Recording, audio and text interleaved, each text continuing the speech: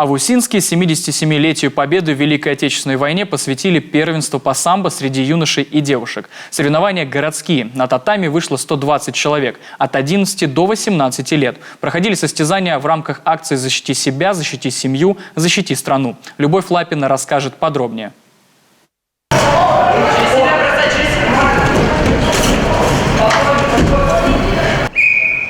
Захват, бросок, свисток. Самбо – это не просто боевой вид спорта, это целая система защиты без оружия. Считается, что оно впитало и продолжает впитывать в себя самые эффективные приемы защиты и нападения.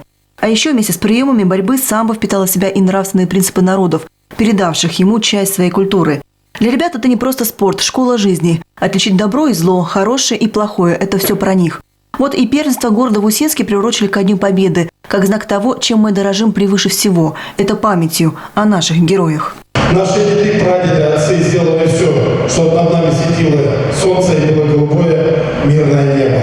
Вам же желаю показать красивую борьбу, ну и, соответственно, пусть победит сильнейший. На татами мальчишки и девчонки, 4 возрастные группы, от 11 до 18 лет. Позади упорной тренировки, время показывать результат. Соперники очень хорошие, почти все из них мои знакомые. Но соперничество – дело такое, победить сильнейший. Сильнейший, а еще и самый дисциплинированный. В этом виде спорта без дисциплины ничего не добьешься, рассказывает один из участников первенства Данил Мельник. Он признается, на тренировке отработали все возможные тактики борьбы. В своей подготовке уверен, сейчас он в своей лучшей физической форме. Впрочем, и соперники не уступают. Уровень у нас почти один и тот же, но хитрость я применяю, конечно, и хитрости помогают выигрывать. А так, в принципе, соперники не сказать, что слабые. То есть выиграть помогает все-таки опыт? Конечно, и техника все решает. Особенно дисциплина. Без дисциплины никуда не пойдешь. Если нет дисциплины, нету и побед.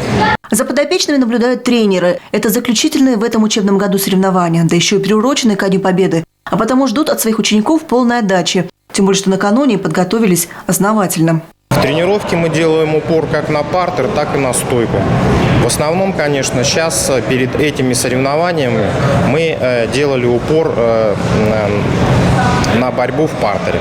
Вот и главный судья первенства Рустам Нурисламов отмечает, выступления самбистов оценивает хорошо. Тем более, что для некоторых из них эти соревнования и вовсе стали первыми в профессиональной спортивной карьере. Здесь у нас и победители, и призеры Северо-Западного федерального округа, и всероссийских соревнований. А есть ребята, для которых эти соревнования являются первым.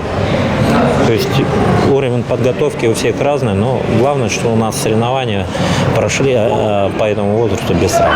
Главный судья отмечает, спорт дисциплинирует ребят, закаляет. Такие мальчишки и девчонки увереннее войдут во взрослую жизнь, ведь они уже научились держать удар. Любовь Лапина, Денис Хузин, телеканал Юрган, Усинск.